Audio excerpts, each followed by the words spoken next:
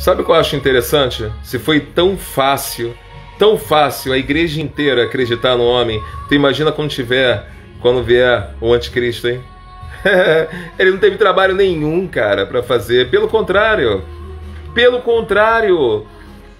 falando palavrão, apontando arma, dando capim por nordestinos, fazendo um monte de coisa, conseguiu conquistar a igreja que diz que é santa, que não pode falar palavrão, a igreja que se diz separada, que se diz santificada, a igreja que não se mistura com o mundo, a igreja que não usa as armas do mundo, mas as armas do Pai, o capacete da salvação, a espada que é a palavra, a couraça, o escudo, a igreja que não usa das coisas do mundo para vencer, acabou sendo levada por um homem. Você acredita agora, se vem o anticristo, que de fato utilizará dos pontos específicos, até mesmo da lei, para poder chamar a atenção, a ganhar a atenção? Você imagina, quando você vê esse número enorme de pessoas em o nome de Jesus Cristo apoiando, você vê o quão longe essas pessoas estão do conhecimento bíblico. Não estou falando por apoiar um homem,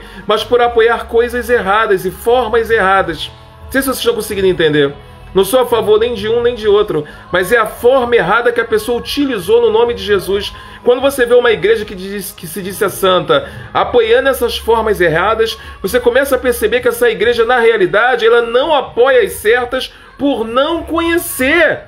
Elas não conhecem a Cristo, utilizam a Cristo para construir empresas, para ganhar dinheiro, para crescer na vida, para crescer na política, para crescer financeiramente, para crescer no comércio, para crescer em tudo, menos no mundo espiritual. É por isso a tal decadência que vivemos agora.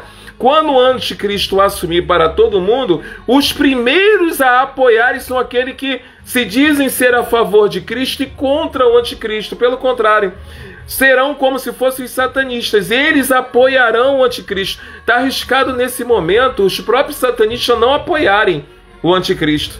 Chega na hora e fala, não, esse daí eu não vou apoiar não, que está totalmente fora. Está arriscado aqueles que são chamados de mundanos e desigrejados não apoiarem, falar isso está errado. A Bíblia não diz assim. E aqueles que andam com a Bíblia enorme na mão, que todos os dias estão em cultos de oração, que dizem ser membros dizimistas e tudo, não todos, mas está arriscado eles apoiarem, baterem o pé no chão e falar, é Jesus mesmo, Ele voltou, Ele é o meu Senhor. Depois disso tudo que passamos, nós não temos mais nenhuma sombra de dúvidas de que aqueles que se dizem que estão na igreja não são igreja. Aqueles que se dizem que estão no altar não são o altar para Deus. Aqueles que se dizem estar na casa de Deus não são a casa de Deus, pois Deus não habita em templos feitos por mãos de homens.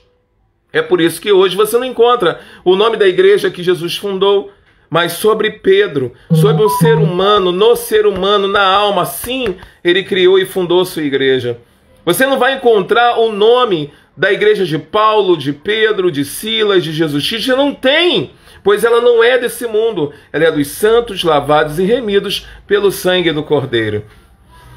Infelizmente é verdade. Quer encontrar minha outra rede social? @repórter Everaldo Leite. Participa conosco. Uai, seu app de vídeos curtos.